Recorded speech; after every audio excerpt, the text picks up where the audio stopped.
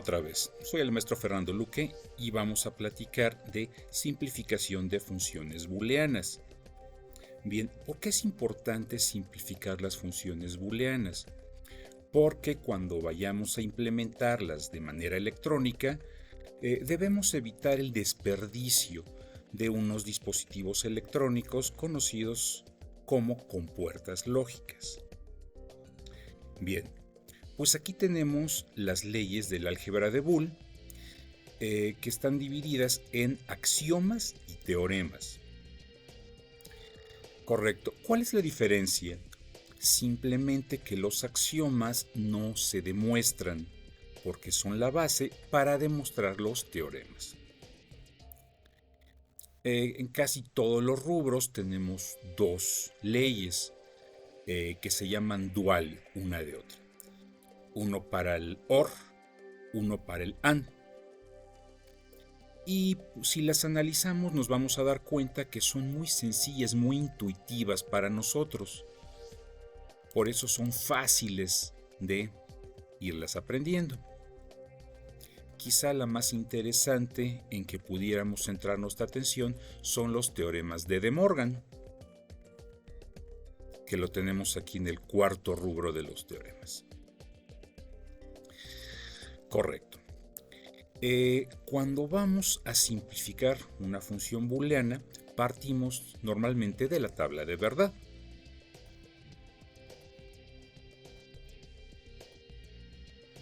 Una tabla de verdad para n variables va a tener 2 elevado a la n permutaciones o renglones.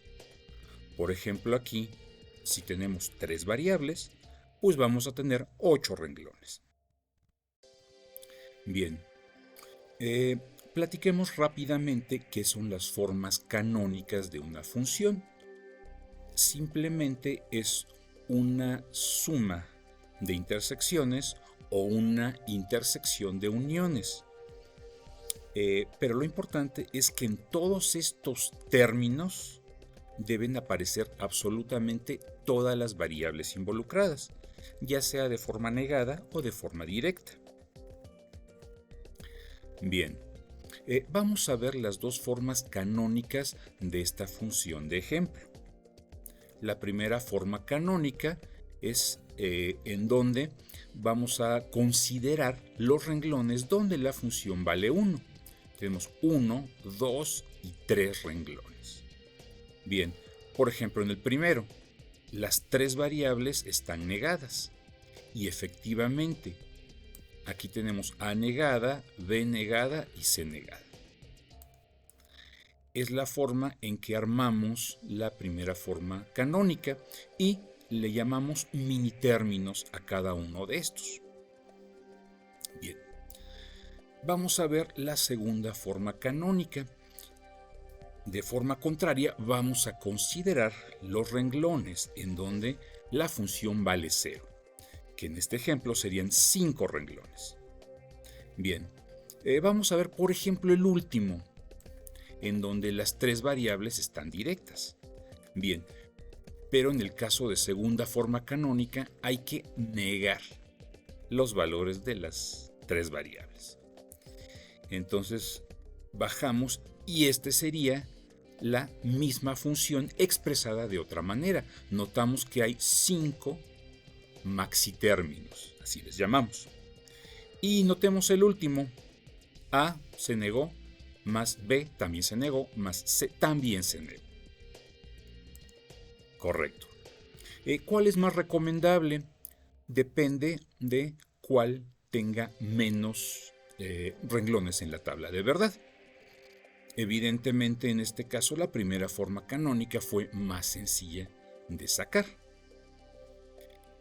Pero si tuviéramos 4 y 4, pues es más recomendable la primera forma canónica.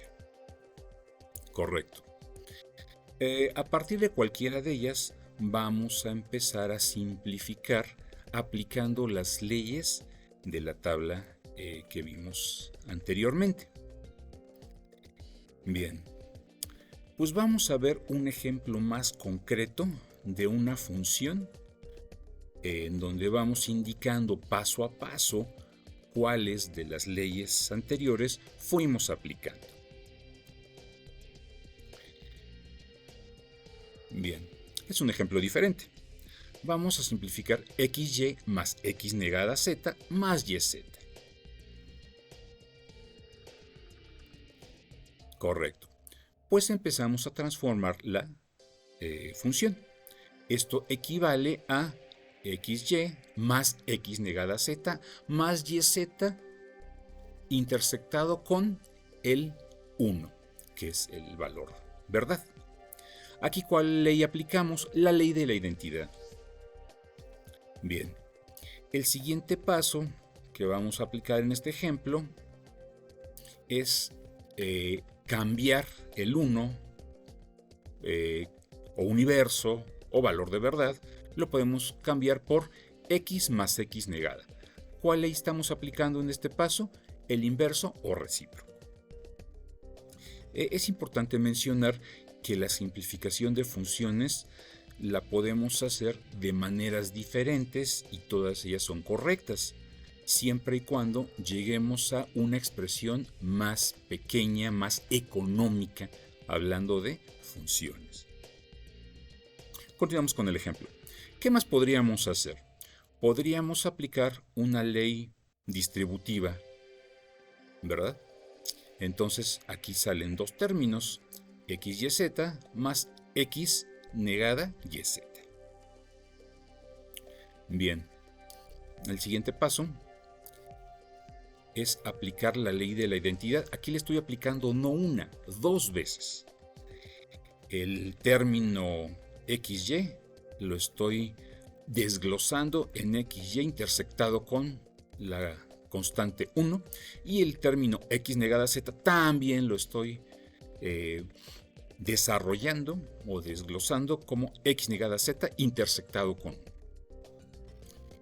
Bien, vamos a hacer algo similar a lo que hicimos al inicio, aplicar otra vez la ley distributiva.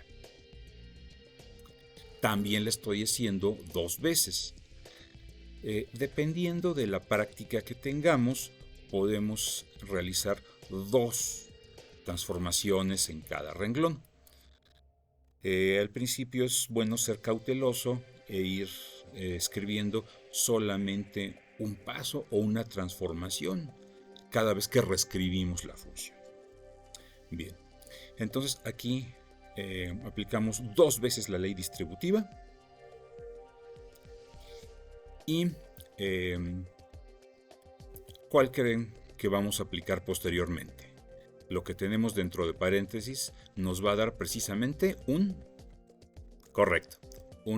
1, ¿verdad? Aplicamos la ley de transitividad dos veces. Y finalmente vamos a aplicar dos veces. Adelante con su aprendizaje.